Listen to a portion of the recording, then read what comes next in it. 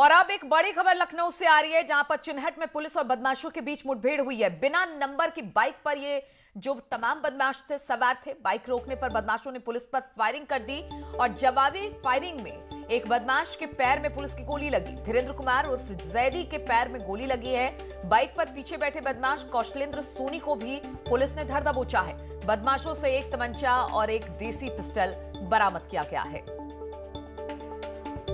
तो लखनऊ से एक खबर है, जहां पर चिन्हट में पुलिस और बदमाशों के बीच मुठभेड़। बिना नंबर प्लेट की बाइक पर सवार थे बदमाश। बाइक रोकने की जब कोशिश हुई तो पुलिस पर फायरिंग कर दी बदमाशों ने और जवाबी फायरिंग में पुलिस ने जब की जवाबी फायरिंग तो बदमाश के पैर में गोली लगी। धीरेन्द्र कुमार उर्फ जैदी के पैर में गोली लगी है। बाइक पर पीछे बैठे बदमाश कौशलेंद्र सोनी को भी पुलिस ने धर दबोचा है। बदमाशों के पास एक तमंचा और एक देसी पिस्टल बरामद किया गया है।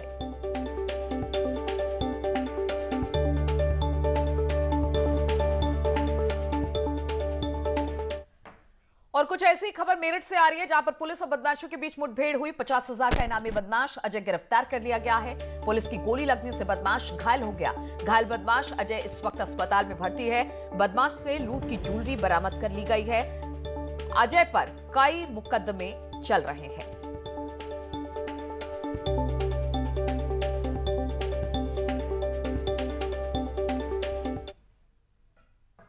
थाना मेडिकल के अंतर्गत 8 सितंबर को भागमल ज्वेलर्स के यहाँ लूट की घटना कारित करते समय उसके मालिक अमन जैन की हत्या भी बदमाशों के द्वारा कर दिया था। उसी घटना से संबंधित एक अभियुक्त जिस पर 50,000 रुपये का इनाम है, अजय, आज पुलिस मुठभेड़ में मेडिकल थाना प्रभारी और उनकी टीम के द्वारा जागृति विहार एक्सटेंशन में रात्रि लगभग 8 बजे पुलिस की गोली से घायल हुआ है। जिसने प्राथमिक पूछताछ में घटना में सम्मिलित होना कबूल किया।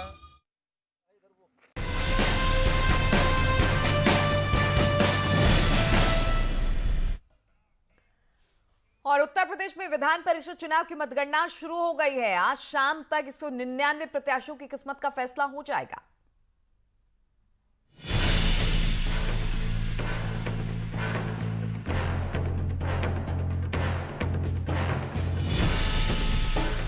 उत्तर प्रदेश विधान परिषद की स्नातक और शिक्षक कोटे की 11 सीटों के लिए मंगलवार को हुए चुनाव का परिणाम गुरुवार को आएगा।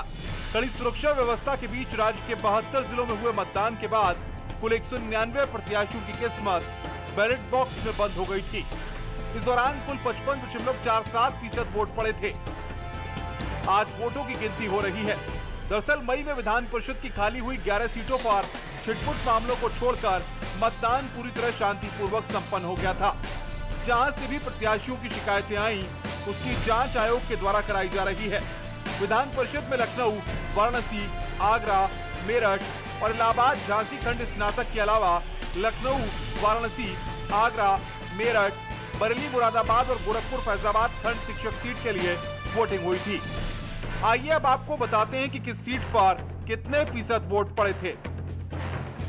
आगरा स्नातक 41.56%, आगरा शिक्षक 70.78%, लखनऊ स्नातक 36.74%, लखनऊ शिक्षक 58.99%, मेरठ स्नातक 42.86%, मेरठ शिक्षक 62.6%, वाराणसी स्नातक 39.33%, वाराणसी शिक्षक 68.83%, इलाहाबाद झांसी स्नातक 41.10%, बरेली मुरादाबाद शिक्षक 73.48%, गोरखपुर फैजाबाद शिक्षक 73.94%।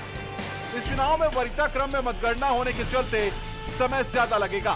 मतदाताओं से भी इसी कारण से मतदान करने में कहीं कहीं परेशानी हुई है। स्नातक सीट पर जहां भाजपा और सपा के बीच में कांटे की टक्कर का दावा किया जा रहा है, वहीं शिक्षक सीट पर मुकाबला त्रिकोणीय होने के कई जगह आसार बन रहे हैं। पर फैसला वोटरों ने तो कर दिया है, अब बस वो सबके सामने होगा। साथ ही 22 के मुकाबले से पहले किसको विधान परिषद में कितनी मजबूती मिलेगी देखना होगा। Bureau report, news 18। तो एमएलसी चुनाव की मतगणना शुरू हो चुकी है और इसी पर बातचीत करने के लिए मोहम्मद शबाब लखनऊ से हमारे साथ होंगे, मोहम्मद आरिफ आगरा से, निखिल अग्रवाल मेरठ से हमारे साथ होंगे। शबाब के पास पहले चलते हैं। शबाब, मतगणना शुरू हो गई है, रिजल्ट कब तक आ जाएंगे और किस तरह की टक्कर इस सीट पर?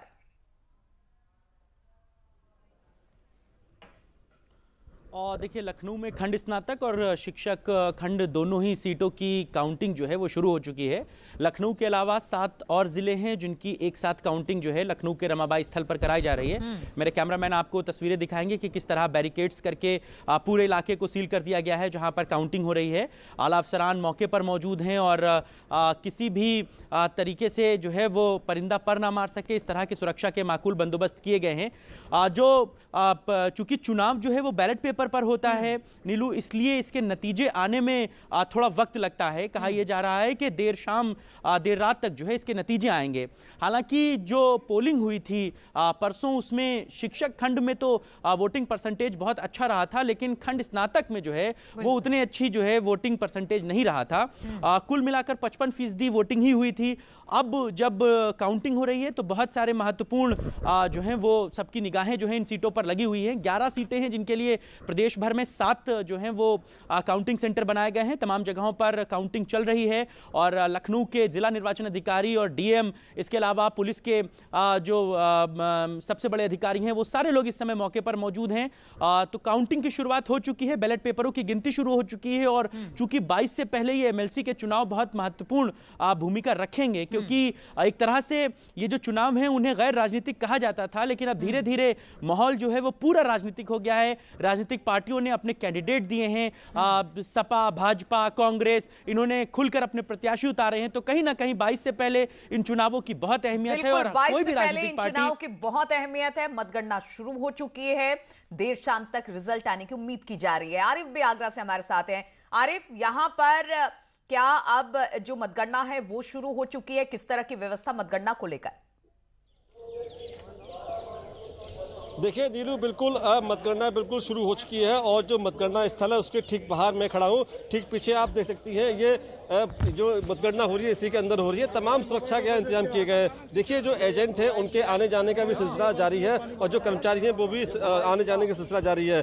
सबसे खास बात यह है कि यहाँ की सुरक्षा 3 लेयर में की गई है। देखिए जो तस्वीरें आप देख रही हैं ये पहली सुरक्षा की पहली लेयर है। इसके बाद जो अंदर जो जा रहे हैं लोग, चाहे वो एजेंट हो चाहे कर्मचारी हो, उनकी 2 और तरह से चेकिंग की जा रही है। यानी कि सुरक्षा के कड़े इंतजाम किए गए। किसी भी तरह का कोई भी सामान जो अलग से ले जाने का जो प्रतिबंधित है वो पूरी तरह से रोक लगा दी गई है। मोबाइल पर प्रतिबंध है, किसी भी तरह का लिक्विड ले जाने पर प्रतिबंध है। तो कुल मिलाकर यह है कि जो मतगणना स्थल है उसकी सुरक्षा के लेकर तमाम व्यापक इंतजाम किए गए हैं। देखिए सबसे खास बात यह है कि स्नातक खंड के जो प्रत्याशी हैं 22 प्रत्याशी मैदान में है। शिक्षक खंड के जो प्रत्याशी है 16 प्रत्याशी इसमें मैदान में है। तो जो शिक्षक वाला जो चुनाव है उसके रिजल्ट शाम तक आने की उम्मीद है, लेकिन जो स्नातक वाला है उसको शायद कल दोपहर के बाद तक जो बिल्कुल आरिफ, कहा यह जा रहा है कि चूंकि बैलेट पेपर से ये वोट कास्ट किए गए हैं इसलिए इसकी गिनती में टाइम लग सकता है, इसलिए देर शाम या फिर कल तक जो रिजल्ट है वो आने की उम्मीद की जा रही है। हरीश शर्मा बरेली से हमारे साथ जुड़ गए। हरीश, वहां पर मतगणना शुरू हो चुकी है, किस तरह की व्यवस्था, किस तरह से इंतजाम वहां पर? बरेली में मतगणना शुरू हो गई है। आज जो 15 जो कैंडिडेट थे उनका भविष्य का आज फैसला होगा।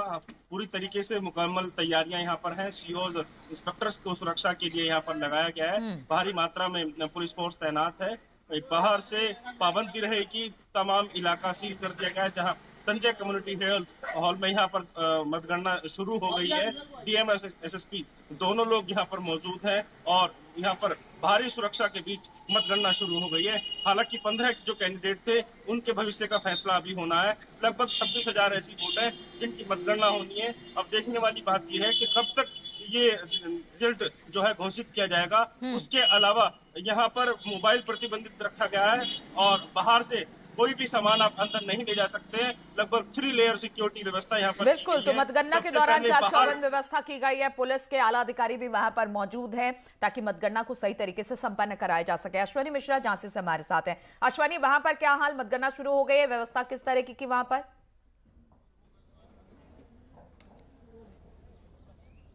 बिल्कुल बीकेडी जो महाविद्यालय है उसके अंदर मतगणना स्थल बनाया गया है और ठीक 8 बजे स्ट्रांग रूम को खोला गया है। सभी जो राजनीतिक दल प्रत्याशी हैं उनके सभी जो एजेंट हैं उनकी मौजूदगी में एजेंट जो स्ट्रांग रूम है उसको खोला गया है। यहाँ पर 10 जिलों के जो ARO हैं उनकी मौजूदगी में फिलहाल जो काउंटिंग है वो शुरू हो चुकी है। देर शाम या रात या अगले दिन सुबह तक जो परिणाम है खंड स्नातक के उसकी आने की उम्मीद जताई जा रही है। तकरीबन 77,000 जो वोट पोलिंग हुआ है इलाहाबाद झांसी खंड स्नातक पर, उसको लेकर के फिलहाल जो काउंटिंग का दौर है वो कड़ी सुरक्षा व्यवस्था के बीच शुरू हो गया है। मतगणना स्थल के अंदर से लेकर के और बाहर जो परिसर है वहां पर चुस्त सुरक्षा व्यवस्था तैनात की गई है। भारी संख्या में पुलिस बल लगाए गए हैं। ARO भी मौजूद है फिलहाल मतगणना स्थल पे, साथ ही साथ RO जो 10 जिलों के हैं वो भी मौजूद है। प्रेक्षक भी यहाँ आ चुके हैं। तो कहीं ना कहीं जो मतगणना है वो शुरू हो चुकी है। मतगणना जो क्रम में काफी लंबा चलेगा क्योंकि बैलेट पेपर की काउंटिंग होनी है और वरीयता देनी है यहाँ पे जो प्रत्याशी है उनको। तो फिलहाल मतगणना शुरू हो गई है और जो रिजल्ट है वो देर रात तक आएंगे। सबसे महत्वपूर्ण बात यह है कि इस सीट पर जो मुख्य मुकाबला है वो सपा और भाजपा के बीच में है। कहीं ना कहीं पिछले 2 बार से इस सीट से सपा के प्रत्याशी जीत रहे हैं, लेकिन इस बार जिस तरीके से भाजपा ने कैंपेनिंग की है पूरे 10 जिलों में तो कहीं ना कहीं बेहतर रिजल्ट आने की उम्मीद लगाई जा रही है। बिल्कुल, तो टक्कर पार्टियों के बीच भी है। पहले सपा सक्रिय थी, अब बीजेपी भी इसमें सक्रिय हो गई है। फैसला अगर मतगणना का आता है तो देर रात या कल तक आ पाएगा, तो इसका इंतजार रहेगा। आप सभी का बहुत बहुत शुक्रिया हमारे साथ जुड़ने के लिए। और रुकेंगे छोटे से ब्रेक के लिए, बहुत जल्द हाजिर होते हैं।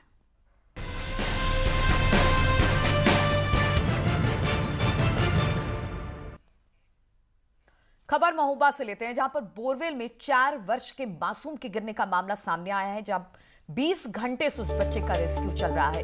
NDRF, SDRF के जवान मासूम को निकालने में जुटे हुए हैं। टनल बनाकर मासूम को निकालने का काम चल रहा है। बड़ी मशक्कत के साथ किसी तरह से बच्चे को निकालने की कोशिश हो रही है। बोरवेल में लगातार पानी निकल रहा है, जिससे मुश्किलें खड़ी हो रही हैं। पंपिंग सेट से पानी निकाला जा रहा है। कैमरे के माध्यम से बच्चे पर नजर बनाए हुए हैं।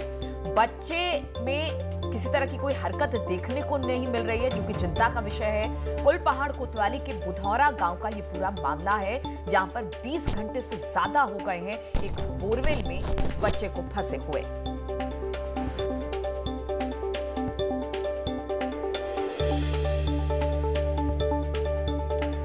और बातचीत करने के लिए मनोज इस वक्त हमारे साथ जुड़ गए हैं। मनोज, फिलहाल क्या स्थिति, बच्चे को निकालने में और कितना वक्त लगेगा?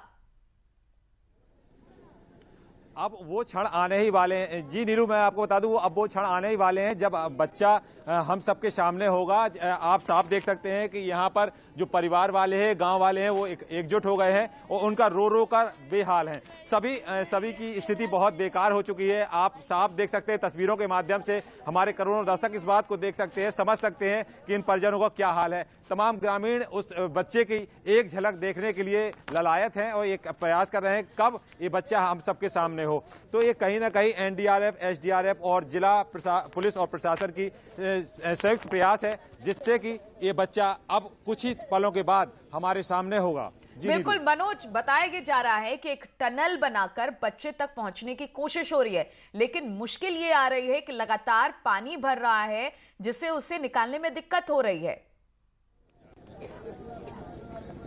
जी नीलू, बिल्कुल आपने सही कहा। जिस तरह से न्यूज 18 हर पहलू पर नजर बनाए हुए है, लगातार एक कवरेज, एक वीडियो फुटेज बुधौरा गांव का आप सबके सामने, करोड़ों दर्शकों के सामने रख रहा है नेटवर्क के माध्यम से।